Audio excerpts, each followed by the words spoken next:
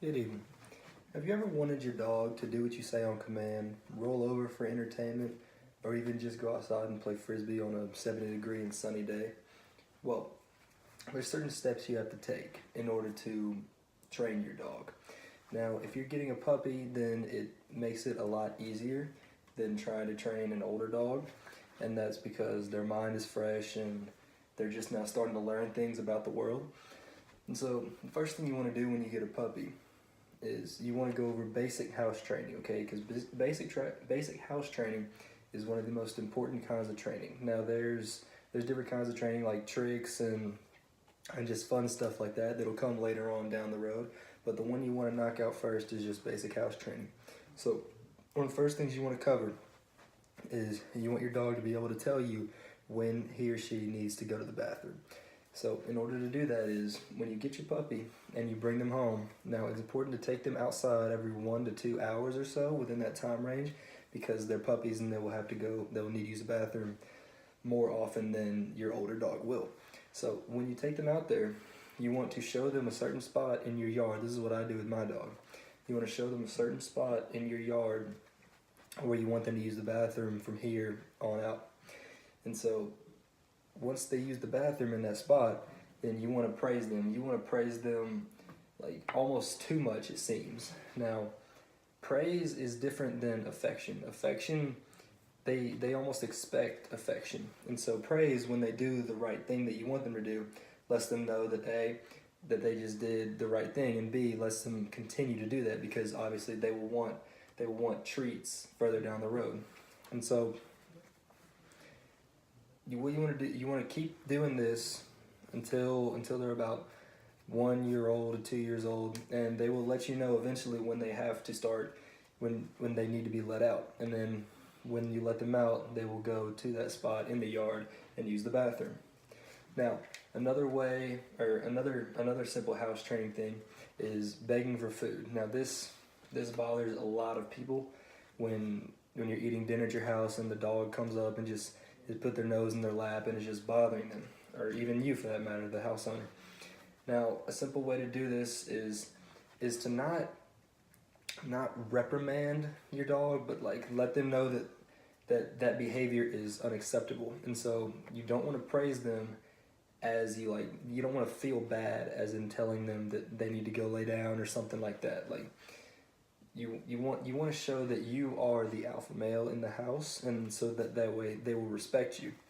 And so another way to do that is not giving them treats whenever they do something bad, and whenever they go lay down and stop begging for food, then you give them for treats, and then they'll know that behavior clicks and that they want treats, obviously.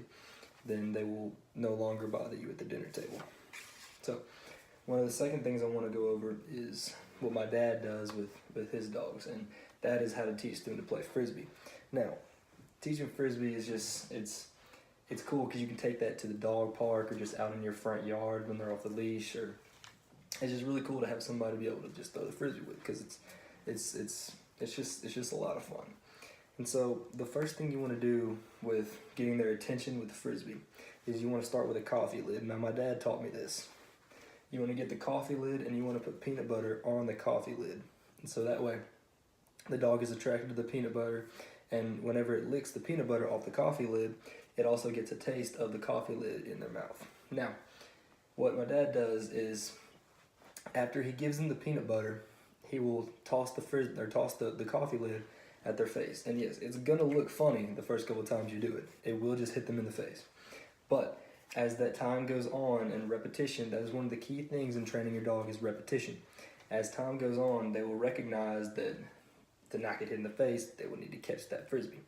And as long as they keep eating the peanut butter off of the coffee lid, then they will eventually want to catch it because that coffee lid tastes like peanut butter, and they will try to eat it. So once you do that, you move up with an actual frisbee as they get older and their mouth gets bigger and more developed. Now, once they start catching the frisbee in their mouth, you give them treats, and it goes back to repetition. Repetition, they want treats, but behavior is kind of locked in from there.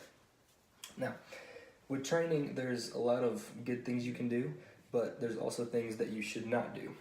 And I grew up watching Caesar. And Caesar, he's the dog whisperer for those of you who don't know. And Caesar has this thing called the fulfillment formula, and the fulfillment formula is exercise, discipline, then affection. And it goes, exercise for the body equals fulfilling instinct, which equals trust. So that gets your dog to start trusting you. Now, discipline is for the mind. It fulfills their intellect, and it gains respect, like the dog will respect you now. And affection is for the heart. It's a fulfilling emotion, and it creates love.